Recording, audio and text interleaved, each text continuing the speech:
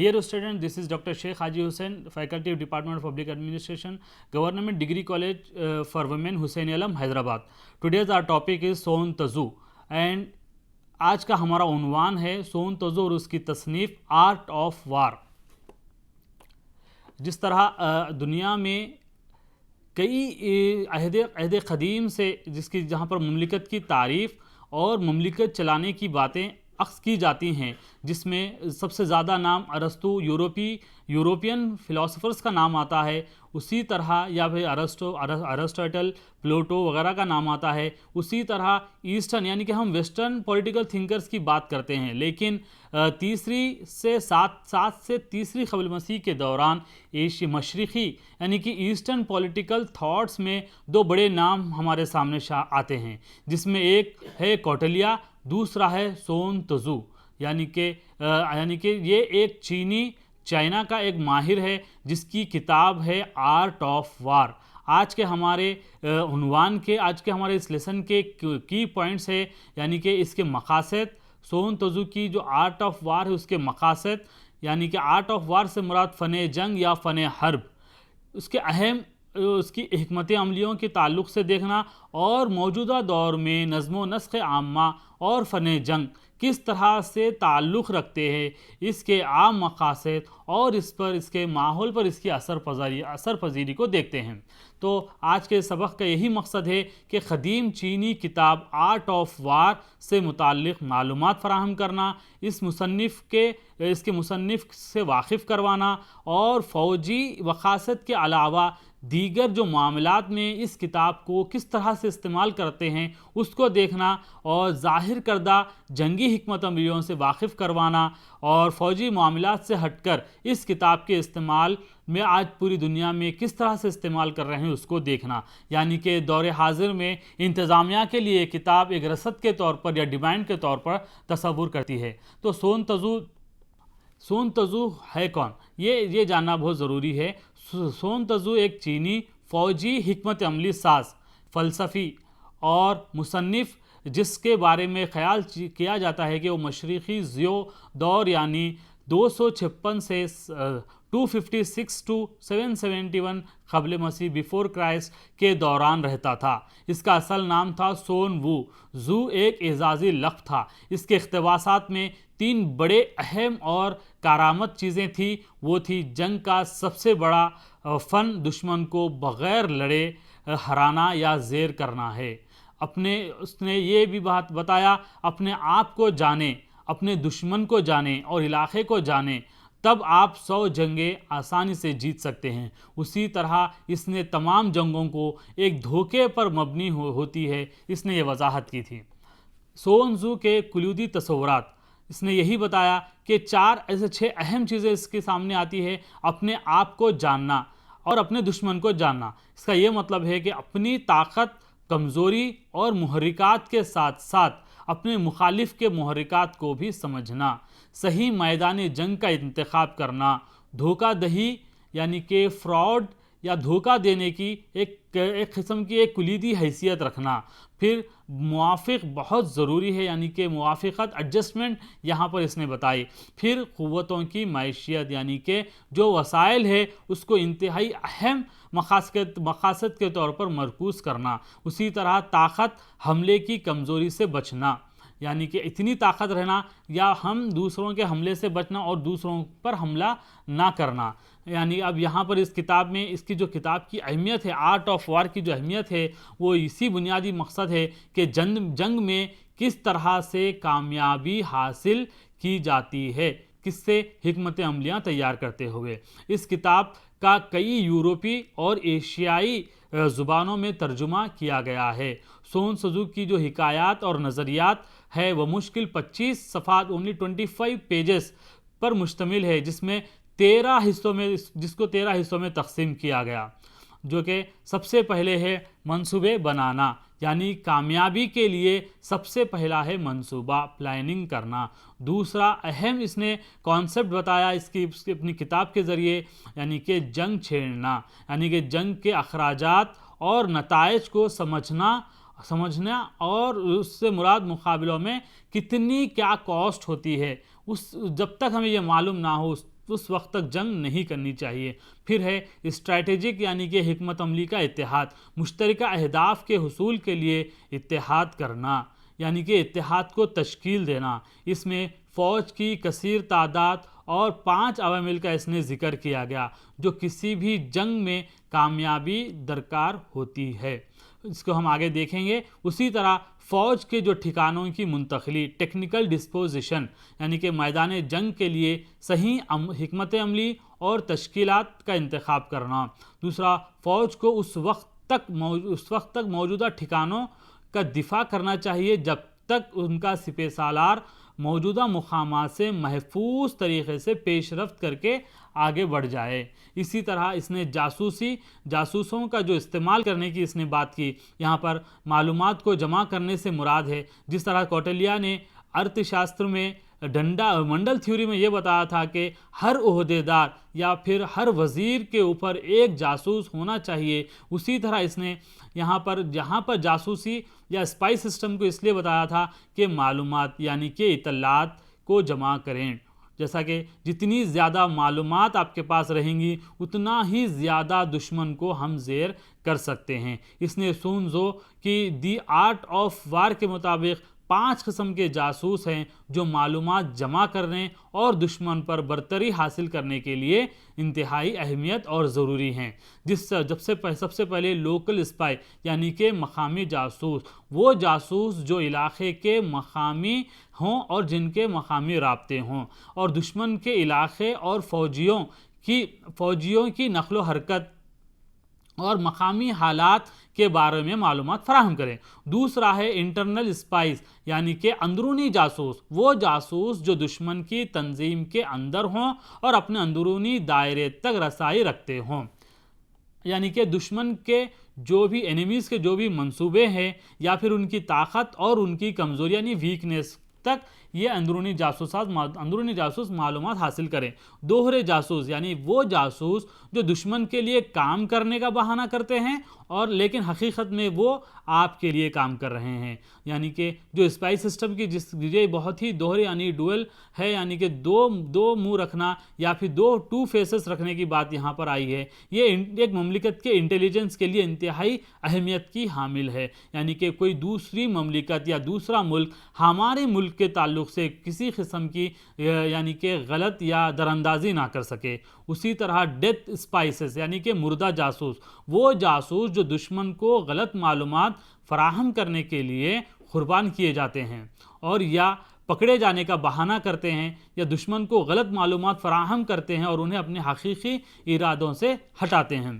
یہ اس نے پھر ایک ہے زندہ جاسوس یعنی وہ لائف اسپائسز، وہ جاسوس جو دشمن کی تنظیم میں دراندازی کرنے کے بعد معلومات کے ساتھ واپس آ جاتے ہیں، ایک مملکت سے جاتے ہیں، پوری معلومات حاصل کرتے ہیں اور وہ واپس آتے ہیں۔ اس طرح اس نے جاسوسی کے نظام میں 5 اہم بنیادی باتیں بتائی۔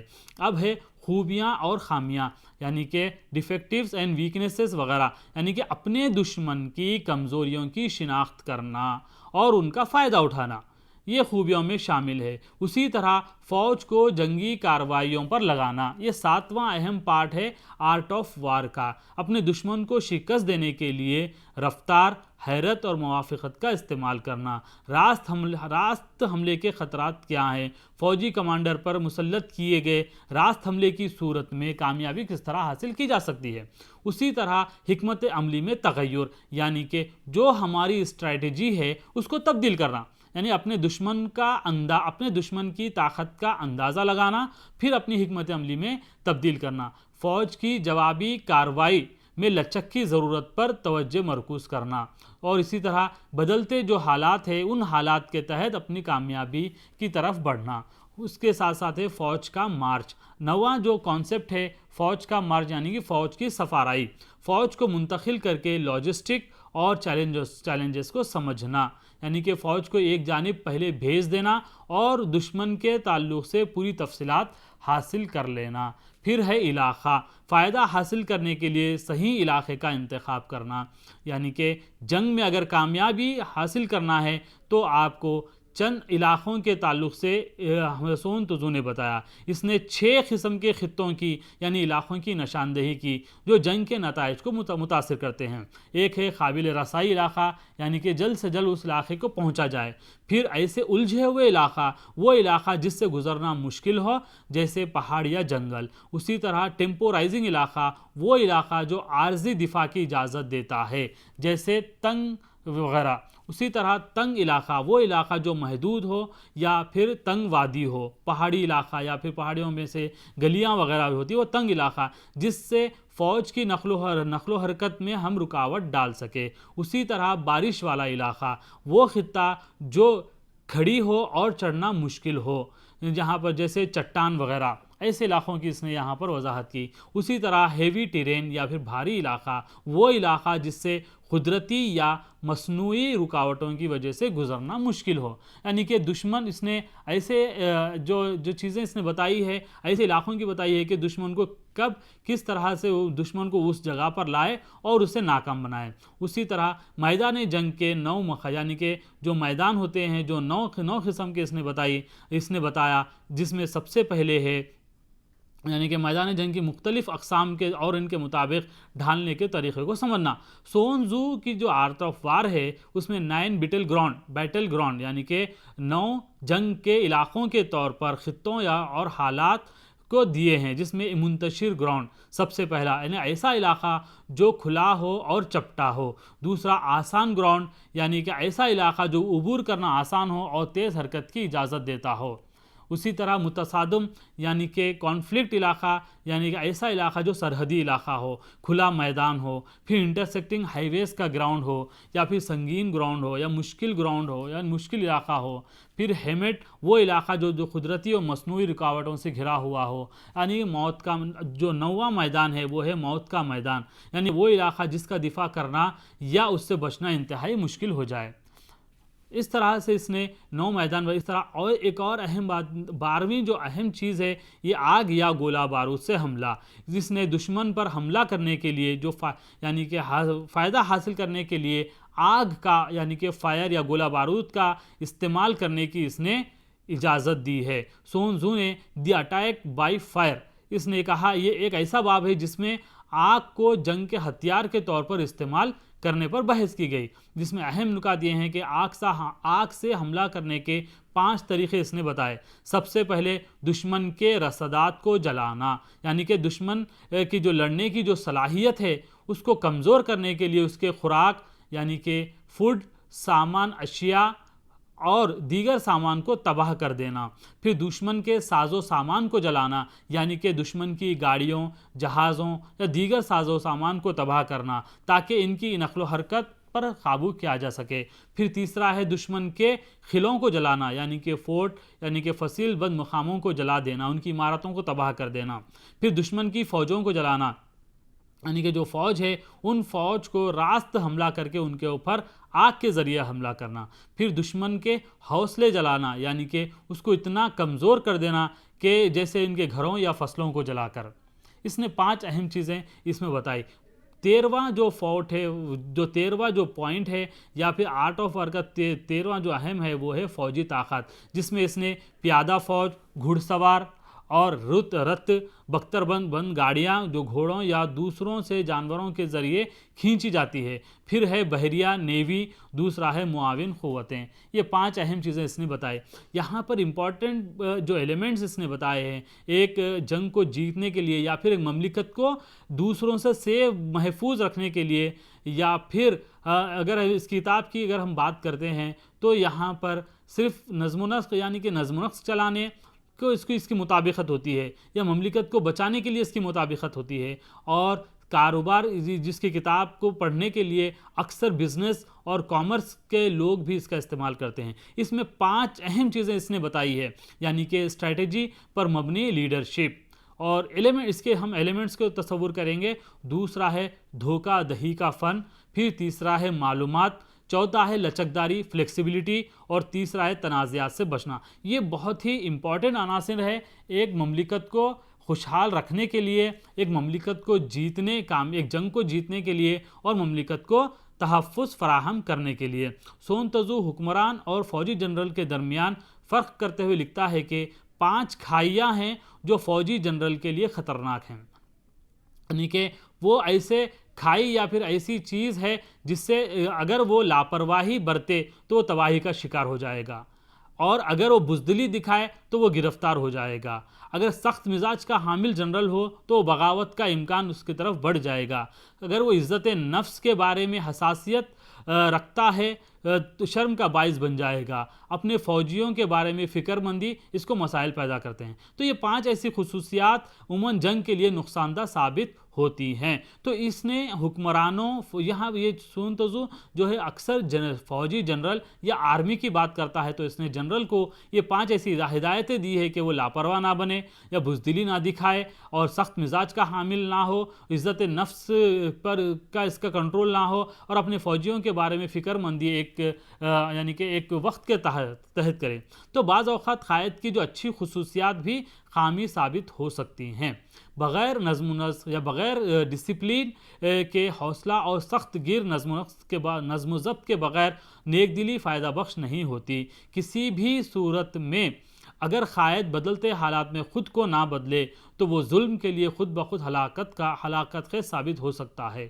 سون تزو مدبرانہ فکر اور منصوبہ بند حملے کے لیے جذباتی استحکام اور توازن کی ضرورت پر زور دیتا ہے۔ سون تزو نے جذبات میں بہہ کر اعلان جنگ کرنے کے خلاف بار بار اس کو وارننگ دی ہے، خبردار کیا ہے۔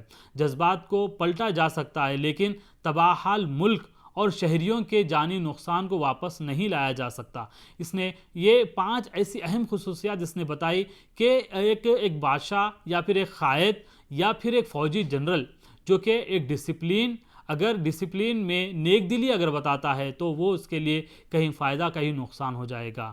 اگر وہ جذبات میں آ کر جنگ کے لیے تیار ہو جائے تو وہ تباہی کا باعث بنے گا۔ تو اس نے یہ حکمت عملی 5 جو کہ خصوصیات اور 5 ایسی اس کی کمزوریوں کو یہاں بتایا ہے۔ اسی طرح یہاں پر ایک بہت ہی انٹرسٹنگ دلچسپ بات اس نے یہی کہی کہ دھوکہ دہی کا فن۔ اگر آپ کو میدان جنگ یا پھر تجارتی مسابقتی میدان یعنی کمپٹیٹیو سسٹم میں اگر آپ کو فائدہ حاصل کرنا ہے تو آپ کو دھوکہ دینا ہوگا۔ یہاں پر دھوکہ دہی کے فن کو اس نے ایک آرٹ آف وار یعنی کے طور پر بتایا ہے، یعنی کہ جنگ دھوکہ دہی کا ایک فن ہے، ایک آرٹ ہے۔ اس کے مشوروں میں یہ شامل ہے کہ جب کچھ کرنے کے قابل ہوں تب ہی وہ قابل ہونے کا تاثر دیں۔ جب فوج کو روانہ کیا جا رہا ہے تو نہ بھیجنے کا اظہار کریں۔ اسی طرح جب آپ قریب ہوں، جنگ کے میدان کے قریب ہوں تو یہ گمان پیدا کریں کہ آپ کافی فاصلے پر ہیں۔ اگر آپ قریب ہیں تو دور ہونے کا فاصلہ رکھیں، پھر دشمن کو لالچ دیں اور ہنگامہ خیز حملہ کر دیں۔ اگر دشمن زیادہ ہوں تو اس کے لیے تیار رہیں۔ اگر وہ طاقتور ہو تو اس سے بچ کر بھاگ جائیں یا پھر بچ کر رہیں۔ اگر وہ غصے والا ہو تو اسے منانے کی کوشش کریں، اور اگر وہ پرسکون ہو تو اسے مشتعل کریں، اس کو جذبات میں لائیں، اسے لڑنے پر مشتعل کریں۔ پھر اسی طرح سپاہی جب متحد ہوں اگر کسی مملکت کے یا پھر اگر جنگ کے دوسرے جو فریق ہے اگر اس کے سپاہی متحد ہیں تو ان کے درمیان پھوٹ ڈالیں، انہیں لڑا دیں یا پھر ان کے اتحاد کو ختم کر دیں۔ پھر ابتدا میں ایک دوشیزہ یعنی کہ ایک ویمن کی طرح، ایک خاتون کی طرح بھولے بن کر رہیں۔ جب دشمن دروازہ کھول دے تو کسی خرگوش کی طرح، ایک ریبٹ کی طرح اس پر حملہ کر دیں، اس کی طرف آگے بڑھ جائیں۔ اس طرح اس نے چند یعنی کہ ایسے فن بتائے ہیں جس کے تحت ایک ہم جو ہے یا مملکت جو ہے، ایک بادشاہ، ایک قائد اپنے جنگ کو جیت سکتا ہے۔ یہاں پر یہ کہنا یہ بے جا نہ ہوگا کہ ایک بہت ہی یعنی کہ لو اینڈ وار میں سب جائز ہے ایک کہاوت تھی، تو اس نے یہاں پر دھوکہ دہی کے فن کے تحت یعنی کہ اس کو یہاں پر اس نے بتایا۔ ایک بہت ہی انٹرسٹنگ اور بہت ہی معنی خیز اس کا ایک کانسیپٹ یہاں پر موجود ہے۔ اسی طرح معلومات یعنی کہ انفارمیشن حاصل کرنا، یہ ایک ایسا عناصر یا ایلیمنٹ ہے۔ سون تزو کہتا ہے کہ دشمن کو ایسا جانیے، یعنی کہ اس کو اس طرح سے معلوم ہونا چاہیے کہ وہ خود جس طرح آپ اپنے آپ کو جانتے ہیں، تب ہی ہم جو ہے 100 جنگیں جیتنے میں بھی بلا شبہ کامیابی حاصل کر سکتے ہیں۔ کلیدی معلومات حاصل یعنی کہ اپنے فریق کی اہم معلومات کو حاصل کرنا، اس معلومات کو مسابقتی فائدہ حاصل کرنے کے لیے اس کا استعمال کرنا۔ کاروباری دنیا کی یہ جو ہے، ہم کاروبار کو اگر اس سے جوڑتے ہیں تو یہی ہے کہ کسی دوسرے بزنس مین کے تعلق سے پوری طرح سے معلوم کر کے اپنی اسٹریٹجی کو اس سے بہتر بنانا۔ کاروباری دنیا میں بھی اس حکمت عملی کو اپنایا گیا ہے۔ معلومات کو حاصل کرتے ہوئے کسی بھی شے کی فروخت کاری یا مارکیٹنگ یہ اسی وقت کامیاب ہو سکتی ہے جب کاروبار کرنے کو اس شے سے متعلق ماحول، علاقے یا ان افراد کے بارے میں بھرپور معلومات ہو جن سے وہ کاروبار کر رہا ہو۔ یعنی کہ اگر ہم کسی شے یا کسی پروڈکٹ کو بیچنا چاہتے ہیں، جیسے مثال کے طور پر اکثر فیسٹیولز کے وقت میں بہت زیادہ چیزیں فروخت کی جاتی ہے، تو آپ کو یہ معلوم ہونا چاہیے، یہ پوری معلومات ہونا چاہیے کہ فلاں تہوار میں کون سی چیز استعمال ہوتی ہے۔ جیسا کہ اگر ہم دسہرہ کی بات کرتے ہیں تو دسہرہ کے وقت کون سی چیزیں استعمال ہوتی ہے، وہ جو آج ہمارے پاس کانسیپٹ آیا ہے کہ اکثر آپ دیکھتے ہیں کہ ساری دکانوں میں آفرز لگا دیے جاتے ہیں، ساری دکانوں کو سجا دیا جاتا ہے۔ تو اس نے 2500 سال قبل اس بات کو بتایا تھا کہ اتنی معلومات اس ماحول یا انوائرمنٹ کو دیکھتے ہوئے اپنے آپ کو ڈھال لینا، وہ پوری معلومات حاصل کرنا۔ جیسے رمضان فیسٹیول ہے، اس میں کھجور کا استعمال، افطار کا استعمال یا کپڑوں کا جو استعمال جس انداز سے پہنے جاتے ہیں، یا پھر کسی دوسرے تہوار ہو یا کرسمس ہو اس وقت کون سا استعمال ہوتا ہے، تو وہ چیزیں معلومات کرنے یا انفارمیشن لینے کی بات اس نے کہی۔ یہاں پر اس نے صرف کاروبار یا مملکت کو چلانے کے لیے اور جنگ جیتنے کے لیے دشمن کے تعلق سے یہ معلومات کو حاصل کرنے کی اس نے بات کہی۔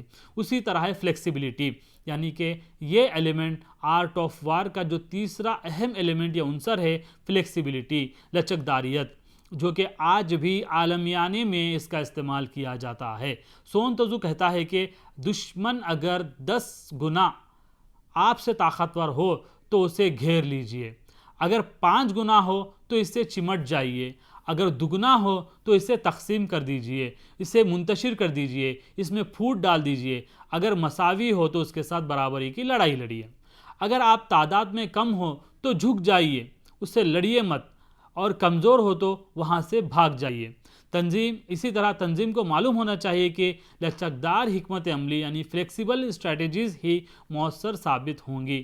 موقع محل یعنی کہ وقت اور حالات کے مطابق اعتبار سے مناسب اور تبدیلی ہونی چاہیے ایک تنظیم میں، مملکت میں۔ جیسا کہ آج ہم دیکھتے ہیں، اگر ہم ہندوستان صرف زرعی ملک کے طور پر تصور کرتے تھے تو ہم ٹیکنالوجی میں آگے نہیں بڑھتے تھے۔ کوئی بھی ملک، صرف ہندوستان کی ہی اگر ہم بات نہیں کریں گے، یہاں پر دیگر جو بھی ممالک ہے، وہ ممالک یا مملکتیں دنیا میں جو چل رہا ہے اس کے تحت ہمیں خود کو بدلنا چاہیے۔ یعنی کہ اگر ہم دوردرشن کے زمانے میں ہی رہنا چاہتے ہیں تو ہمیں اسٹار، کیبل، وائی فائی وغیرہ کا استعمال نہیں ہوتا تھا۔ اس کا یہی مطلب ہے کہ لچکدار یعنی کہ وقت اور حالات کے تحت ایک مملکت کو اپنے مقاصد کو تبدیل کرنا چاہیے۔ اسی طرح جب یہ جنگ یا فوج کی بات کرتا ہے تو فوج کو بھی یہی کہتا ہے کہ اگر فریق کا فوج میں اس کی طاقت ہے تو ہم اس کی طاقت کے مطابق تیار ہوں۔ سون تزو کا جو ویژن ہے، وہ ویژن جب کوئی فوج حیرت اور الجھن میں مبتلا ہو تو وہ خطرے کا شکار ہو سکتی ہے، اس سے افراتفری مچ جاتی ہے۔ تو تنظیم کو اس قابل ہونا چاہیے کہ وہ اپنے ملازمین کو مشترکہ اہداف اور مقاصد کے حصول کے لیے متحد رکھے اور انہیں راغب کرے۔ تنظیم کے جو کارکن ہیں، جو ممبرز ہیں، ان کے خیالات، ان کے مقاصد اور ان کے اہداف کو جو ہے اس کو یکساں یعنی کہ سملیرٹی انہیں دے، یا وہ تنظیم ہو یا پھر جنگ کا میدان ہو۔ یہاں پر فلیکسیبلٹی انتہائی اہمیت کی حامل ہے۔ اب یہ ایک اور عنصر ہے تنازعات سے بچنا۔ سون تزو اگر یہ تنازعات سے بچنا، اگر دنیا میں اس حکمت عملی یا اس عنصر کو اگر دیکھتے تھے تو حالیہ دور میں جو بڑی جنگیں ہمارے سامنے آئیں، یعنی کہ یوکرین رشیا کی جنگ، اسی طرح فلسطین پر بمباری، اسرائیل اور فلسطین کی جنگ یہاں پر نہیں ہوتی تھی۔ تو اس کا اہم تصور یہی تھا کہ تنازعات سے بچنا۔ جیسا کہ اگر ہم لڑے بغیر جنگ، جیسے کہ پہلے اس نے بتایا، دشمن کو جان لیں اور لڑے بغیر جنگ میں کامیاب ہو جائیں۔ سون تزو یہ تسلیم کرتا ہے کہ جنگ کے میدان میں کامیابی کے لیے راست مقابلہ ضروری نہیں ہے۔ اعلیٰ ترین جنگ وہ ہے جو کسی حکمت عملی پر حملہ کیا جائے، کسی اسٹریٹجی پر حملہ کیا جائے، اس کے بعد اس کے اتحادیوں کو نشانہ بنا جائے، اور آخری درجے میں یہ فوج پر حملہ کرنے کی بات کرتا ہے۔ جبکہ کم ترین قسم کی جنگ وہ ہے جو شہروں کو نشانہ بنایا جائے، یعنی کہ بہت ہی ریئر، جیسے کہ آج ہمارے پاس یوکرین کے شہروں میں کیف جو شہر تھا وہ شہر کو پورا برباد کر دیا گیا، غزہ کا جو شہر ہے وہ شہر کو برباد کر دیا گیا۔ اگر تنازعات سے بچنے کی اگر اس پالیسی پر عمل ہوتا تو یہ شہروں کے شہر برباد نہیں ہوتے تھے، بلکہ کسی حکمت عملی کو برباد کرتے ہوئے مصالحت کے ذریعے سے حکومت سازی کی جنگ میں کامیابی حاصل کی جا سکے۔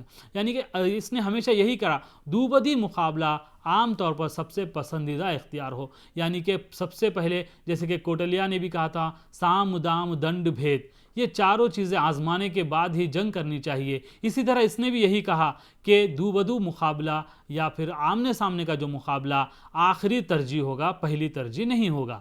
حکمت عملی کی جانب سے رجوع ہونے کا مطلب یہی ہے کہ فریق مخالف کی جانب سے دی گئی جنگ یا مقابلے کے شہ پر ہمیشہ قابو رکھا جائے۔ جیسا ایک طرف اس نے کہا کہ اگر سامنے والے دوسرے ملک کو مشتعل کرنا، تو یہاں پر اس نے یہ کہا کہ اس مملکت کو صبر یا پھر اپنے جذبات کو قابو میں رکھے۔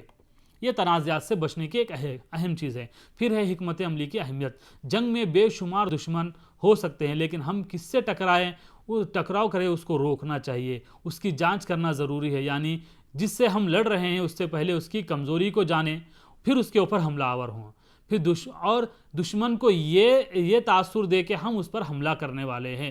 حملہ کرنے کی اس نے کہیں پر بھی یا پھر حملہ اس کو آخری دی ہے تو اس سے پہلے صرف یہی اس کو ڈرانا چاہیے کہ ہم حملہ کرنے والے ہیں، اس کو خوف زدہ کرنا چاہیے۔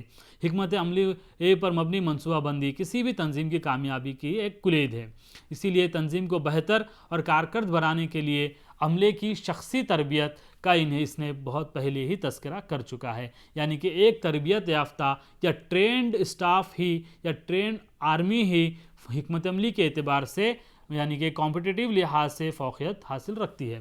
اب ایک اہم کانسیپٹ یہاں پر آئے گا، اس کے خلاصے میں ہم دیکھیں گے یا کنکلوژن میں یہی دیکھا جائے گا کہ آرٹ آف وار کی موجودہ دور میں نظم و نسق سے مطابقت، یعنی کہ یہ کس طرح سے کو ریلیٹ ہوتا ہے۔ تو 1990 سے دنیا بھر میں عالمیانہ ٹیکنالوجی کی ترقی اور ایمنسیز جو کثیر قومی کمپنیاں ہیں، ان کے آغاز کے سبب تنظیمی سطح پر تیز رفتار تبدیلیاں واقع ہو رہی ہے، جس کے باعث تشویشناک یا قیادت کے جو نئے نمونے وہ سامنے آتے گئے۔ تو یہاں پر یہ دیکھا گیا کلیکٹیو ورکس پر توجہ مرکوز کی گئی، پھر ایک ادارے کے سربراہ اور یعنی کہ ایک ادارے کا جو ہیڈ ہوتا ہے اس کے زیر اثر ملازمین اپنے ایک سربراہ اور اس کے ماتحتین جو ملازمین ہیں وہ بہتر تعلقات سے ایک ادارے کو کامیاب بنا سکتے ہیں۔ 4 صورتیں ایسی ہے جس میں اس نے بتایا کہ مقصد کی یعنی کہ جو ہمارے آبجیکٹیوز ہے، ایمز ہے، ایک ایڈمنسٹریشن کے یا پھر ایک تنظیم کے ایک مینجمنٹ کے جو ایمز ہے وہ سملر ہونے چاہیے، ماحول کے تئیں یعنی کہ جو انوائرمنٹ ہے، ایٹماسفیئر ہے اس کے مطابق ہونے چاہیے، اور تعلقات بہتر ہونے چاہیے، اور جو معلومات کا مؤثر بہاؤ یعنی کہ کمیونیکیشن ہونی چاہیے۔ اس طرح نظم و نسق عامہ اور آرٹ آف وار کی مطابقت بتائی گئی ہے۔ سون تزو کے نظریات آفاقی ہیں۔ اہم بات یہ ہے کہ حکمت عملی کی ذہانت، منصوبہ بندی اور تفصیلات پر توجہ دہائی، شاطرانہ رویہ، دھوکہ دہی اور قیادت کے نظریات ایسے ہیں جن سے ایک قائد اپنا اقتدار قائم کرتا ہے۔ شکریہ، تھینک یو۔